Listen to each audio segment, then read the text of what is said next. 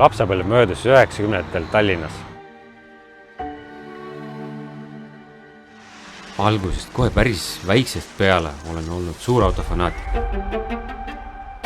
Autoajakirjad, arvutimängid, automudelid.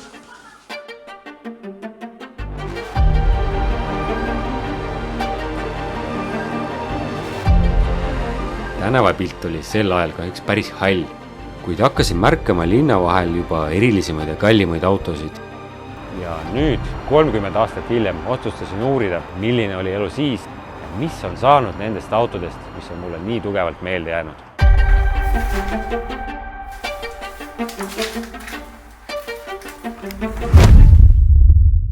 Üheksakümnendad oli veel ka see aeg, et vaata, näe, Mati sõidab. Näe, Lauri läks, näe, Petsel paneb selle.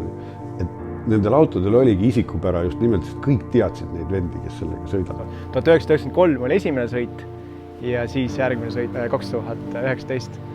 Ja vahepeal oli isa sellega täpselt ühe korra ainult sõitnud. Su noorel inimesel on ikka nii, et teenid raha, ostad auto, võtad järgmise auto.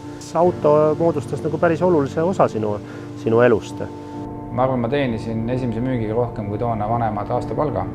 Vase nurga peal kuskil ootas politsei.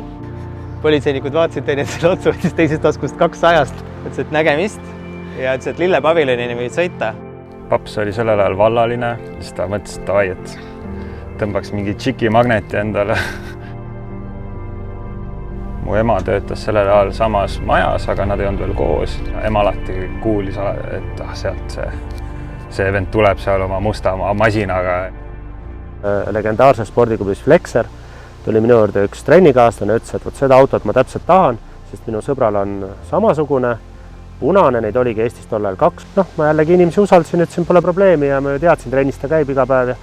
Järgmine hommik on telefonikõne, helistab mulle, ütleb, et nüüd on jama, saame kokku. Ja kohe, risti, põõsasse. Ja siis ma sain teada, kui palju Porsche jupid maksavad.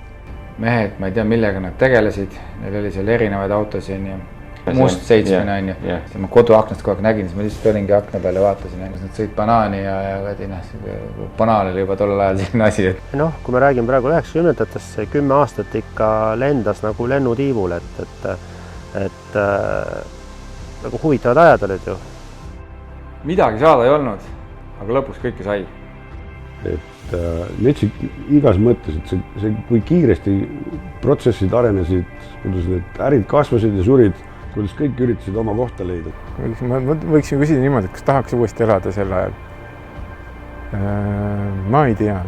See oli ju päriselt ikka pöörane aeg, pigem vaataks ikka tuleviku poole.